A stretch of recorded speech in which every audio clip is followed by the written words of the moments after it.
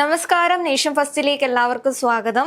തെരഞ്ഞെടുപ്പ് ചൂടൊക്കെ കൊഴുത്തുകൊണ്ടിരിക്കുന്ന ഒരു സാഹചര്യമാണ്. ഇത് നമ്മളോടൊപ്പം ചേരുന്നത് കോൺഗ്രസ് പ്രതിനിധിയായിട്ടുള്ള രാജു പി നായരാണ്. നമസ്കാരം. നമ്മള് ഇന്ന് പരിശോധിക്കാൻ പോകുന്നത് തിരുവനന്തപുരത്തിന്റെ തന്നെ 2 സ്റ്റാർ മണ്ഡലങ്ങളായിട്ടുള്ള നേമവും വട്ടിയൂർക്കാവുമാണ്. എന്താണ് നേമത്തിന്റെയും വട്ടിയൂർക്കാവിലെയും അവസ്ഥ? സ്റ്റാർ കാൻഡിഡേറ്റ്സ് തന്നെയാണ് അവിടെ മത്സരാർത്ഥികളായി വരുന്നത്. നേമത്തെ KS ശബരിനാഥ് UDF സ്ഥാനാർത്ഥിയാകുമ്പോൾ LDF സ്ഥാനാർത്ഥിയായി V ശിവൻകുട്ടിയും NDA സ്ഥാനാർത്ഥിയായി രാജീവ് ചന്ദ്രശേഖരും രംഗത്തേക്ക് വരികയാണ്. അതേപോലെ Vattiyoorkavu K Muraleedharan, VK Prashant, R Sreelekha. കോൺഗ്രസിലേക്കുള്ള ഒരു കാറ്റാണോ? അത് എന്താണ് തിരുവനന്തപുരത്തെ ഒരു അവസ്ഥ?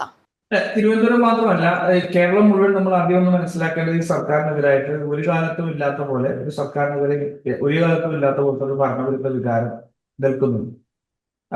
അതിനകത്ത് കൃത്യമായിട്ട് ജനം കാണുന്നത് പിണറായി വിജയന്റെ സർക്കാർ മാറുമ്പോൾ ഓൾട്ടർനേറ്റീവ് ആയിട്ട് വരുന്നത് UDF സർക്കാരാണെന്നുള്ള തർക്കമുള്ളത്. BJPയെ സംബന്ധിച്ചോളം BJPക്ക് കേരളത്തിൽ ഒരു സീറ്റ് പോലും ജയിക്കാനുള്ള സാധ്യത എന്ന് പറയുന്നത് വളരെ കുറവാണ്. എന്തെങ്കിലും 2-3 സീറ്റുകൾ അത്തരത്തിലുള്ള സാധ്യത ഉണ്ടെങ്കിൽ പോലും ജനങ്ങൾ അതുകൊണ്ട് യാതൊരു ഗുണവുമില്ലാന്ന് തിരിച്ചറിയുന്നുണ്ട്. അപ്പൊ തീർച്ചയായിട്ടും നമ്മൾ പലപ്പോഴും നിയമത്തെയും വട്ടിയൂർക്കാവിനെയും എല്ലാം നമ്മുടെ എക്സ്ട്രാക്ടറായിട്ട് കാണുന്നത് BJPയുടെ സാന്നിധ്യം. BJPയുടെ സാന്നിധ്യത്തിന് കാര്യമായിട്ടുള്ളൊരു ചലനം ഉണ്ടാക്കാൻ അവരുടെ കോർ വോട്ട് ബേസ് പിടിച്ചു നിർത്താൻ സാധിക്കും എന്നുള്ളതിനപ്പുറം പക്ഷെ അത് തന്നെ വിട്ടുവീഴ്ച വന്നേക്കാം. അതിനപ്പുറം മറ്റൊന്നും അവർക്ക് ചെയ്യാൻ കഴിയില്ല. ഇപ്പൊ നിയമത്തെ സംബന്ധിച്ചോളം നമ്മൾ പലപ്പോഴും ചർച്ചകളിൽ വരുന്നത് നിയമത്ത് കോൺഗ്രസിന്റെ ഒരു ഒരു എന്താ പറയുക, ഒരു പ്രാവശ്യം O രാജഗോപാൽ ജയിച്ചു, അത് കോൺഗ്രസിന്റെ വോട്ട് കുറഞ്ഞതുകൊണ്ടാണെന്നുള്ള രീതിയിൽ പലപ്പോഴും ഡീല് എന്നുള്ള രീതിയിലൊക്കെ ചർച്ചകൾ വരാറ്. പക്ഷെ ഒരു തെറ്റായിട്ടുള്ള ഒരു വസ്തുതയാണ്. കാരണം 2006 കോൺഗ്രസിന് 60,000-നടുത്ത് വോട്ട് അവിടെ ഉണ്ടായിരുന്നത്.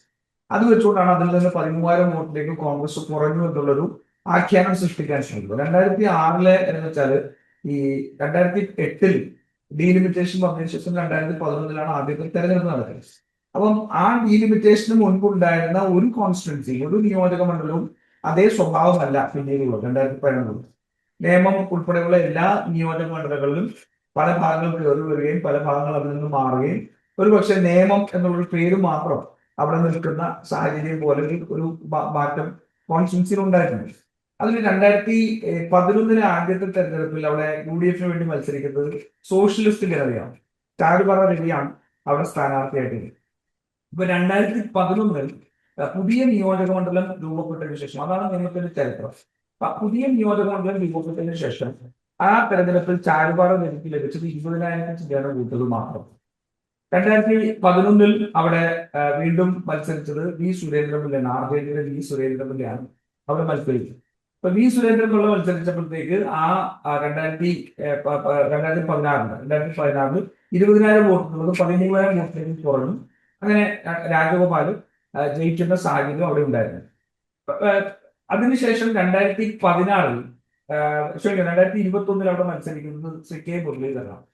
K മുരളീധരൻ അവിടെ മത്സരിക്കുമ്പോഴത്തേക്ക് അദ്ദേഹത്തിന്റെ വോട്ട് 36,000 വോട്ടായിട്ട് കൂടുകയാണ്. 36,000 വോട്ടായിട്ട് കൂടിക്കഴിഞ്ഞപ്പോഴാണ് അവിടെ CPM ജയിക്കുകയും BJP തോൽക്കുകയും ചെയ്യുന്ന സാഹചര്യം ഉണ്ടായി. പക്ഷെ എപ്പോഴും നിയമത്തെ സംബന്ധിച്ചുള്ള പറയുമ്പോൾ ഈ 60,000 വോട്ടിൽ നിന്ന് 13,000 വോട്ടിലേക്ക് കോൺഗ്രസ് കുറഞ്ഞതുകൊണ്ടാണ് BJP ജയിക്കുന്നത് എന്നുള്ളൊരു രീതിയിലാണ് അത് പ്രസന്റ് ചെയ്യപ്പെട്ടത്. ആ പുതിയ നിയമം നിയോജക മണ്ഡലം ഉണ്ടായതിനു ശേഷം കോൺഗ്രസ് മത്സരിച്ചപ്പോൾ ഘടകകക്ഷി മത്സരിച്ച കിട്ടിയ 13,000 വോട്ടിൽ നിന്ന് ഈ 36,000 വോട്ടിലേക്ക് ശ്രീ K മുരളീധരൻ ഉയർത്തുകയാണ് ചെയ്തത്. അപ്പൊ തീർച്ചയായിട്ടും കോൺഗ്രസിന് അവിടെ വലിയ ഒരു സ്വാധീനമുണ്ട്. ആ സ്വാധീനത്തിൽ തിരിച്ചു വരാൻ സാധിക്കും. ഞാൻ നേരത്തെ സൂചിപ്പിച്ച പോലെ ഭരണവിരുദ്ധ വികാരത്തിൽ ഈ ഗവൺമെന്റ് മാറണമെന്ന് ആഗ്രഹിക്കുന്ന എല്ലാ രാഷ്ട്രീയ പാർട്ടികളിലും പെട്ട ജനങ്ങൾ അത് ഒരു ഓൾട്ടർനേറ്റീവ് കോൺഗ്രസിനെ കാണുമ്പോൾ തീർച്ചയായിട്ടും ശബരിനാഥനെ പോലത്തെ നേതാവിന് വലിയ രീതിയിൽ CPM നിന്നും നിഷ്പക്ഷമായിട്ടും BJP പിടിച്ച വോട്ടുകളുമെല്ലാം ശബരിനാഥനിലേക്ക് എത്താനുള്ള സാധ്യതയാണുള്ളത്. ഒരു ടൈറ്റ് ഫൈറ്റ് നടക്കുന്ന സ്ഥലങ്ങളിൽ ഒരു 10 മുതൽ 15,000 വോട്ട് വരെ ഈ സ്വിംഗ് ഉണ്ടാവുമെന്നാണ് ഞാൻ പ്രതീക്ഷിക്കുന്നത് കോൺഗ്രസിന് അനുകൂലമായിട്ട്. അത് പറഞ്ഞാൽ തീർച്ചയായിട്ടും കോൺഗ്രസ് ജയിക്കും. കാരണം ഈ നിയമത്തിന്റെ ഒരു ചരിത്രം എടുത്ത് നോക്കുകയാണെങ്കിൽ വി ശിവൻകുട്ടിയായിരുന്നല്ലോ മണ്ഡലത്തെ തിരിച്ചു കൊണ്ടുവന്നിട്ടുണ്ടായിരുന്നത്. അപ്പോൾ അത് CPM-ലേക്ക് ആ ഒരു മണ്ഡലം എത്തുന്നത് വി ശിവൻകുട്ടിയിലൂടെ തന്നെയാണ്. ഈ ഒരു സർക്കാരിൽ അത്രയധികം ഒരു ജനപ്രീതി കുറവുള്ള ഒരു നേതാവൊന്നുമല്ല ശിവൻകുട്ടി. തമ്മിൽ താരതമ്യേനെ എല്ലാവർക്കും ഇഷ്ടമുള്ള ഒരു സ്ഥാനാർത്ഥി തന്നെയാണ്. അവിടെ വർക്ക് നടക്കുന്നുണ്ട്, നല്ല രീതിയിൽ 3 മുന്നണികളുടെയും വർക്ക് നടക്കുന്നുണ്ട്. അതേപോലെ ലോക്സഭയിലും തദ്ദേശത്തിലും BJP-യുടെ കടന്നുവരവും നമുക്ക് തള്ളിക്കളയാതിരിക്കാൻ സാധിക്കില്ല. അതിലും നിയമത്തിനും വട്ടിയൂർക്കാവിനും ഒക്കെ തീർച്ചയായും പങ്കുണ്ട്. അതിൽ ഇവരുടെ കരുത്ത് തെളിയിച്ച 2 നേതാക്കൾ തന്നെയാണ് BJP സ്ഥാനാർത്ഥികൾ. വട്ടിയൂർക്കാവിൽ R ശ്രീലേഖയും നേമത്ത് രാജീവ് ചന്ദ്രശേഖരും. അതേപോലെ VK പ്രശാന്ത്, വട്ടിയൂർക്കാവിലെ VK പ്രശാന്തിന്റെ ഇപ്പൊ K മുരളീധരനുള്ള സ്വാധീനം പോലെ തന്നെ അവിടുത്തെ ഈ ജനപ്രീതിയുള്ള ഒരു നേതാവ് തന്നെയല്ലേ VK പ്രശാന്ത്. അപ്പൊ വട്ടിയൂർക്കാവിലേക്ക് വരുമ്പോൾ എങ്ങനെയാണ് ഈ ഇലക്ഷനെ ഇതിൽ ബാധിക്കുക? അല്ല, വട്ടിയൂർക്കാവ് K മുരളീധരൻ ജയിച്ച മണ്ഡലമാണ്.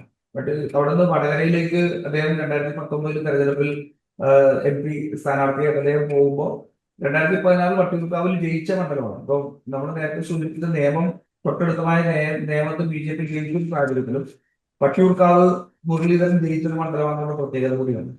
പിന്നീട് അദ്ദേഹം പോയി കഴിഞ്ഞപ്പോൾ ഉണ്ടായ ഉപതെരഞ്ഞെടുപ്പിലാണ് VK പ്രശാന്ത് അവിടെ MLA ആയിട്ട് വരുന്നത്.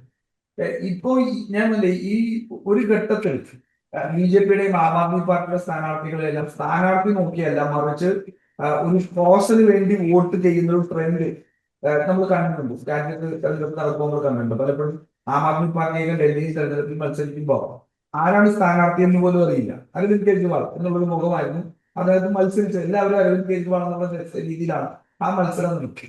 എന്നും പറഞ്ഞതുപോലെ ഇന്ന് കേരളത്തിൽ ഇനി ആര് സ്ഥാനാർത്ഥിയാണെങ്കിലും കുഴപ്പമില്ല, ഈ ഗവൺമെന്റിന് താഴെ ഇറക്കണം എന്നുള്ള നിശ്ചയദാർഢ്യം ജനങ്ങൾക്കുണ്ട്. തീർച്ചയായിട്ടും അത് ഒരു MLA-മാർക്ക് എവിടെയെങ്കിലുമൊക്കെ അല്പം ജനപ്രതി ഉണ്ട് എന്ന് നിങ്ങൾക്ക് കരുതുന്നുണ്ടെങ്കിൽ അതിനെ മറികടക്കുന്ന രീതിയിലുള്ള ഭരണത്തിന്റെ വികാരം കേരളത്തിൽ നിലനിൽക്കുന്നുണ്ട്. തീർച്ചയായിട്ടും മുരളീധരനെ പോലെ ഒരു ഏറ്റവും കരുത്തനായ നേതാവ്, അവിടെ അത്രമാത്രം ബന്ധങ്ങളുള്ള, അവിടെ സ്വന്തം വീട് പോലെ വട്ടിയൂർക്കാവ് തന്നെയല്ല, അദ്ദേഹം MP ആയിട്ടിരിക്കുമ്പോൾ വടകര MP ആയിട്ടിരിക്കുമ്പോൾ പോലും അദ്ദേഹം നിരന്തരം വട്ടിയൂർക്കാവ് സാന്നിധ്യമാണ്. ഏതൊരു പരിപാടിക്കുമാണ് അദ്ദേഹം സാന്നിധ്യമായിരുന്നു. അത്തരത്തിൽ വലിയ ബന്ധങ്ങൾ അദ്ദേഹത്തിനുള്ള ഒരു നാടാണ്. അദ്ദേഹത്തിന്റെ ഒരു വീട് ഇരിക്കുന്ന സ്ഥലം എന്ന് തന്നെ പറയാം. അപ്പൊ അത്തരത്തിൽ ആ ബന്ധങ്ങളുള്ള നേതാവ് തീർച്ചയായിട്ടും വട്ടിയൂർക്കാവ് കോൺഗ്രസ് തിരിച്ചു പിടിക്കാൻ ഞങ്ങൾക്ക് താല്പര്യം. അപ്പോ ഒരു ഈസി വാക്ക് ഓവർ ആണെന്നാണോ പറയുന്നത് വട്ടിയൂർക്കാവ് K മുരളീധരന്? ഈസി വാക്ക് ഓവർ എന്നുള്ള വാക്ക് ഞാൻ ഉപയോഗിക്കില്ല. തീർച്ചയായിട്ടും അവിടെ 3 വളരെ വലിയ, നമ്മള് മറ്റു പല സ്ഥലങ്ങളിലും ത്രികോണ മത്സരം എന്നൊക്കെ പറയുമ്പോൾ പോലും അവിടെ വലിയ തീക്ഷ്ണമായിട്ടുള്ള ത്രികോണ മത്സരം നടക്കുന്നുണ്ട്. ഈ ലോക്സഭയിൽ BJP-ക്ക് വോട്ട് കൂടുതൽ ഉണ്ടാവുന്നതിന്റെ കാര്യം എന്ന് വെച്ചാൽ അവിടെ BJP അല്ലെങ്കിൽ കോൺഗ്രസ് ആണ് വരേണ്ടത് ഡൽഹിയിൽ എന്നുള്ള കൃത്യമായിട്ട് അറിയാം. ഒരു BJP ഭരണത്തിലേക്ക് വന്നു അല്ലെങ്കിൽ കോൺഗ്രസ് ഭരണത്തിലേക്ക് വന്നു. അങ്ങനെ വരുമ്പോൾ തീർച്ചയായിട്ടും രാജീവ് ചന്ദ്രശേഖരോ അല്ലെങ്കിൽ മറ്റുള്ള BJP-യുടെ ഏറ്റവും പ്രമുഖരായിട്ട് നേതാക്കന്മാർ മത്സരിക്കുമ്പോൾ അവർക്ക് ജയിച്ചു കഴിഞ്ഞാൽ ഒരു മന്ത്രിയാവാനുള്ള സാധ്യതയുണ്ട്. തീർച്ചയായിട്ടും തിരുവനന്തപുരത്തെ സംബന്ധിച്ചോളം കുറെ കൂടി കൂടുതൽ പരിഗണന ലഭിക്കുമെന്ന് ജനങ്ങൾക്ക് ഒരു വിശ്വാസം ഉണ്ടാവും. അപ്പൊ അതുകൊണ്ട് BJP-യും കോൺഗ്രസും തമ്മിൽ രാജ്യത്തൊരു ഫൈറ്റ് നടക്കുമ്പോൾ അതിന്റെ ഒരു പോളറൈസേഷൻ അവിടെ ചില രീതിയിൽ BJP-ക്ക് അനുകൂലമായിട്ട് മാറിയിട്ടുണ്ടെന്നുള്ളത് ശരിയാണ്. പക്ഷെ കേരളത്തിലേക്കുള്ള തെരഞ്ഞെടുപ്പ് നടക്കുമ്പോൾ ജനങ്ങൾക്ക് വളരെ കൃത്യമായിട്ട് അറിയാം BJP ഒരു കാരണവശാലും കേരളത്തിൽ അധികാരത്തിലേക്ക് എത്താൻ പോകുന്നില്ല. അപ്പോൾ ഒരു MLA അല്ലെങ്കിൽ 2 MLA ജയിപ്പിച്ചുകൊണ്ട് പ്രത്യേകിച്ചും ഗുണം ഉണ്ടാകാൻ പോകുന്നതിലാണ്. സ്ഥിരതയുള്ള ഒരു സർക്കാർ വരണമെന്നുണ്ടെങ്കിൽ അത് പിണറായിനെ താഴെ ഇറക്കുന്ന ഒരു സർക്കാർ വരണമെങ്കിൽ UDF ആണ്. അപ്പൊ ജനങ്ങളുടെ ഒരു മൈൻഡ് സെറ്റ്, ജനങ്ങളുടെ ഒരു വോട്ടിന്റെ ഫ്ലോ സ്വാഭാവികമായിട്ടും BJP-യിൽ നിന്നല്ല, അത് കോൺഗ്രസിലേക്കായിരിക്കും, UDF-ലേക്കായിരിക്കും പോവുക. BJP-യെ സംബന്ധിച്ചോളം ഈ തെരഞ്ഞെടുപ്പിൽ ഞാൻ കരുതുന്നത് തദ്ദേശ സ്വയംഭരണ സ്ഥാപനങ്ങളിൽ നടന്ന തെരഞ്ഞെടുപ്പിൽ 14.7% BJP-ക്ക് വോട്ട് ലഭിച്ചത്. അതിനു മുമ്പുണ്ടായിരുന്ന ലോക്സഭാ തെരഞ്ഞെടുപ്പിൽ ഏകദേശം 19 മേലെ വോട്ടുണ്ടാകും. 5% വോട്ട് ലഭിക്കും. അപ്പൊ തദ്ദേശ സ്വയംഭരണ സ്ഥാപനങ്ങളിൽ തന്നെ BJP-ക്ക് പ്രാധാന്യമില്ല എന്നുള്ള ജനങ്ങൾ തിരിച്ചറിയും. അത് എപ്പോഴാണെന്ന് അറിയിക്കണം. തദ്ദേശ സ്വയംഭരണ സ്ഥാപനങ്ങളുടെ തെരഞ്ഞെടുപ്പിൽ കേരളത്തിലെ ഏറ്റവും കൂടുതൽ സ്ഥാനാർത്ഥികൾ 19,000 സ്ഥാനാർത്ഥികളെ താമര അടയാളത്തിൽ മത്സരിച്ചപ്പോഴാണ് 5% വോട്ട് കുറഞ്ഞത്. തീർച്ചയായിട്ടും ഈ തെരഞ്ഞെടുപ്പിൽ BJP-ക്ക് യാതൊരു പ്രസക്തിയില്ലാന്ന് മനസ്സിലാവുമ്പോൾ ആ 14% നിന്നും താഴത്തേക്ക് ഒരു 12%-നകത്തേക്കെങ്കിലും BJP-യുടെ മുഴുവൻ വോട്ട് ഷെയർ കുറയും എന്നുള്ളത് തന്നെയാണ് ഞാൻ വിശ്വസിക്കുന്നത്. തീർച്ചയായിട്ടും BJP-ക്ക് സ്വാധീനമുള്ള വട്ടിയൂർക്കാവ്, നേമം പോലെ മണ്ഡലങ്ങളിൽ പ്രതിഫലിക്കുകയും ചെയ്യും. അപ്പൊ ആ കുറയുന്ന വോട്ട് ഷെയർ ഒക്കെ കോൺഗ്രസിലേക്ക് വരുമെന്നാണോ വിശ്വസിക്കുന്നത്? സ്വാഭാവികമായിട്ടും, കാരണം ആൾക്കാർ വോട്ട് ചെയ്യുന്ന ഒരു മാറ്റത്തിന് വേണ്ടിയിട്ടാണ്, സർക്കാരിനെ മാറ്റി, പിണറായി വിജയൻ സർക്കാരിനെ മാറ്റുക എന്നുള്ള ഒരു താല്പര്യത്തിലാണ് ജനം വോട്ട് ചെയ്യുന്നത്. അപ്പോൾ അത് സ്വാഭാവികമായിട്ടും CPM-ലേക്ക് അല്ലല്ലോ പോകുന്നത്, അത് UDF-ലേക്ക് തന്നെ വരണം. അപ്പൊ അത്തരത്തിലാണ് വട്ടിയൂർക്കാവും നിയമത്തിന്റെയും ഒരു അവസ്ഥ. നമുക്ക് കാണാൻ സാധിക്കുന്നുണ്ട് ഈ രണ്ട് മണ്ഡലങ്ങളിലും പൂർണ്ണമായും എല്ലാ സ്ഥാനാർത്ഥികളും പ്രചരണങ്ങൾ നടക്കുന്നുണ്ട്, കൺവെൻഷനുകൾ നടത്തുന്നുണ്ട്. അതോടൊപ്പം തന്നെ വട്ടിയൂർക്കാവിൽ ഞാൻ ആദ്യം കണ്ടൊരു സ്ഥാനാർത്ഥി പ്രഖ്യാപനത്തിന് മുൻപ് തന്നെ അവിടെ പ്രചരണത്തിനായിട്ട് K മുരളീധരൻ ഇറങ്ങിയിട്ടുണ്ടായിരുന്നു, ജനങ്ങളെ അഭിസംബോധന ചെയ്ത് കാണുന്നുണ്ടായിരുന്നു. അതേപോലെ തന്നെ നേമത്ത് നമ്മൾ തദ്ദേശത്തിൽ കണ്ടതാണ് KS ശബരിനാഥന്റെ ആ ഒരു ജനങ്ങളോടുള്ള ഒരു കമ്മിറ്റ്മെന്റ്, അല്ലെങ്കിൽ ജനങ്ങൾക്ക് അദ്ദേഹത്തിനോടുള്ള ഒരു കമ്മിറ്റ്മെന്റ് നമ്മൾ കാണുകയുണ്ടായി. അപ്പോൾ അതേ രീതിയിൽ തന്നെ ഈ ബാക്കി രണ്ട് കുറച്ചും കൂടെ അല്ലെങ്കിൽ കോമ്പറ്റീറ്റേഴ്സ് ആയിട്ടുള്ള നേതാക്കളോട് മത്സരിക്കുമ്പോൾ അത് അവിടെ പ്രതിഫലിക്കുമെന്ന് തന്നെയാണോ വിശ്വസിക്കുന്നത്? അല്ല, തീർച്ചയായിട്ടും നമ്മൾ ഇതൊരു രാഷ്ട്രീയ മത്സരമാണ്. സ്ഥാനാർത്ഥികൾക്കപ്പുറം വലിയൊരു രാഷ്ട്രീയമുണ്ട്. നമ്മൾ ഇപ്പൊ ഈ തെരഞ്ഞെടുപ്പിന്റെ ഏറ്റവും പ്രധാനപ്പെട്ട ഒരു ഘടകം എന്ന് പറയുന്നത് ഭരണപരിഷ്ഠ വികാരമാണ്. എന്തുകൊണ്ടാണ് തദ്ദേശ സ്വയംഭരണ സ്ഥാപനങ്ങളിലൊക്കെ നടന്ന തെരഞ്ഞെടുപ്പിൽ ഇത്രയും വ്യാപകമായിട്ട് CPM-നെതിരായിട്ടുള്ള വോട്ട് നടന്നത്? അത് പലപ്പോഴും പല സ്ഥലങ്ങളിലും അത്തരത്തിൽ നടക്കുന്നതിലും ജനങ്ങളുമായിട്ട് ബന്ധപ്പെട്ട് പ്രവർത്തിക്കുന്ന ആൾക്കാരെല്ലാം വ്യക്തിപരമായ ഒട്ടേറെ വോട്ടുകൾ സ്വാധീനിക്കുന്ന ഒരു തെരഞ്ഞെടുപ്പാണ് തദ്ദേശ സ്വയംഭരണ സ്ഥാപനങ്ങളുടെ തെരഞ്ഞെടുപ്പ്, അല്ലെ? ഇപ്പം അങ്ങനെയുള്ള സ്ഥലങ്ങളിൽ പോലും ആ വ്യക്തിബന്ധങ്ങൾക്കപ്പുറം CPM-ൽ തിരിച്ചടി ഉണ്ടാവുന്ന സാഹചര്യമുണ്ട്. ഏകദേശം ഒരിക്കലും ഞാൻ സൂചിപ്പിച്ച പോലെ UDF പോലും പ്രതീക്ഷിക്കുന്നതിനപ്പുറമായിരുന്നു പഞ്ചായത്തുകൾ, അത്രമാത്രം പഞ്ചായത്തുകൾ പിടിച്ചെടുക്കുക, 65% മേൽ ഉള്ള പഞ്ചായത്തുകൾ.